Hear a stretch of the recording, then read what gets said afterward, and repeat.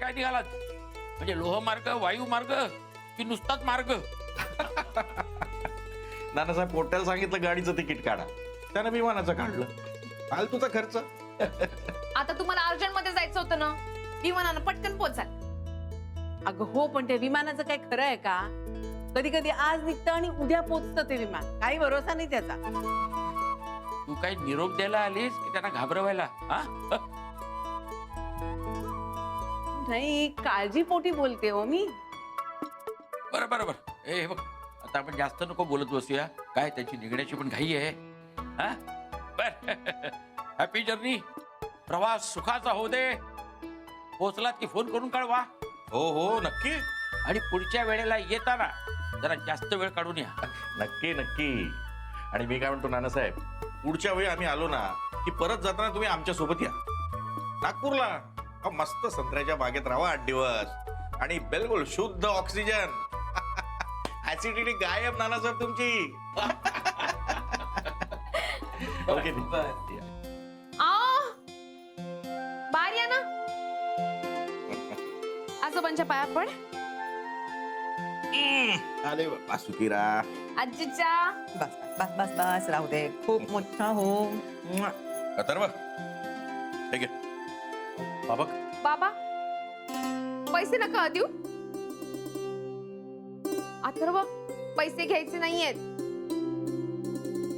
अहो बाबा कशाला उगीच, काही गरज नाहीये. अरे खाऊसाठी. अहो कशाला बाबा, आधीच तिथे चणचण आहे पैशांची. सुनबाई, अगं एवढी पण चणचण नाही आहे की खाऊसाठी मी अथर्वला पैसे देऊ शकणार नाही. घे बे. नको आजोबा. अबे घे ना बे. घे. थँक्यू आजोबा. अहो, ते काल रात्री पैशाचं सांगितलं ना, लक्षात आहे ना ते? हा बाबा तिने सांगितलं मला, मी बघतो काय करता येईल ते. हा जमत असेल तर कर, आपली काही जबरदस्ती नाही.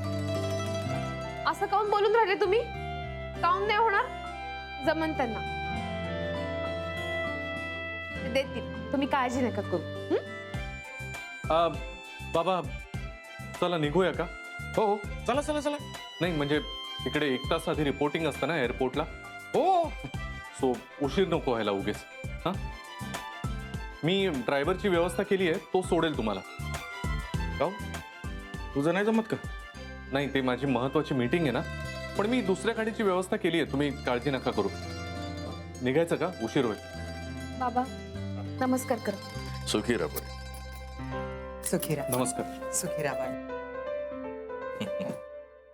चला. हो चला चल. चला चला तर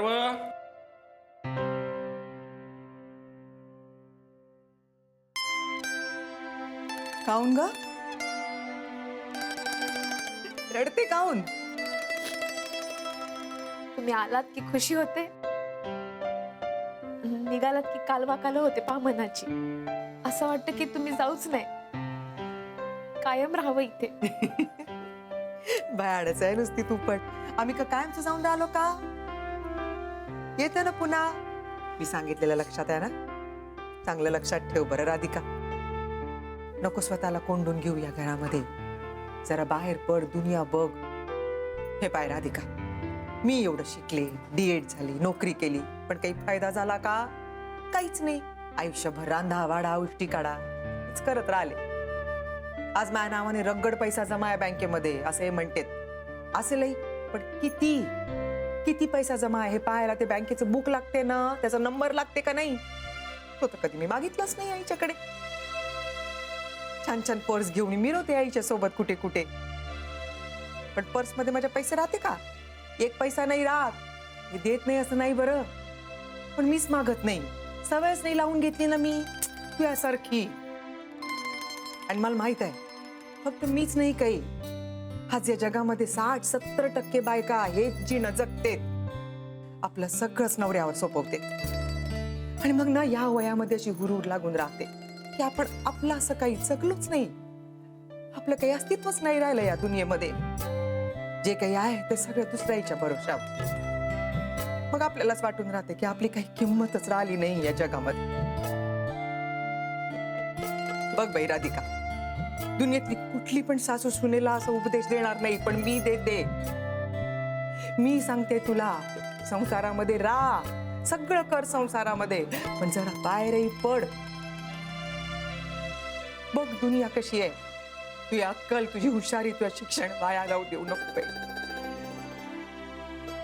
राधिका, आपणच आपली किंमत केली नाही ना, तर या जगात कोणीच आपली किंमत करत नाही. मी का बोलून राहिले तुला समजतंय ना? का?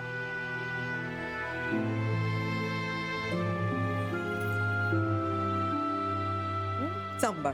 चला चला, उशीर होतोय. चल बाई, बस. आलो. गाडी काढा, गाडीत ठेवून द्या. हा, आम्ही आलोच. अरे चल ना, आता काय बोलून राहिली? 3 दिवस झाले सासा सुना बोलून राहिल्या, तरी बोलणं काही संपतच नाही. अहो आम्हा बायकाईंच्या गप्पा आहेत, संपतेत का कधी? तुम्ही जाऊन बसता का गाडीत? आम्ही आलोच. अजून आहेच का बोलणं बाकी? या. बाई, काळजी हो स्वतःची. हो मी सांगितलेलं सगळं लक्षात ठेव माय. आई तुम्ही काळजी नका करू. हं? करेन. चला, लक्ष ठेव हा आई बाबांवर. आई चल ना, तो उशीर होतोय. चल चल चल, चल माय चल. हा, तुम्ही वा पुढे, मी आलोच.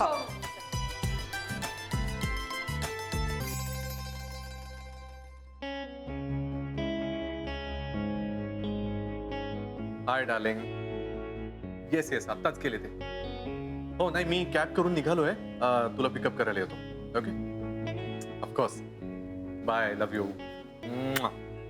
बाय. मिस्टर सुभेदार,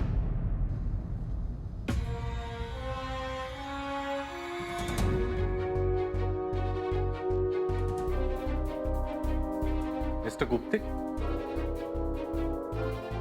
असे काय बघताय तुम्ही?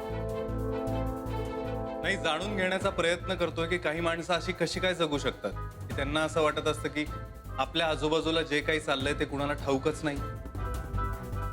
मी मांजर नाही का कशी डोळे मिटून दूध पिते, अगदी तसंच. म्हणजे काय म्हणायचंय काय तुम्हाला? हेच की मला कळलंय हे तुम्हाला ठाऊक नाही. म्हणजे हो, आई बाबांना निरोप द्यायला तरी यायचं. गुप्ते भाऊ, तुम्ही असे टेन्शन मध्ये काय दिसून राहिले? नाही, काय नाही. ते नाही कसं आहे ना, आणि त्याला कारण आहे. कारण फार मोठं आहे.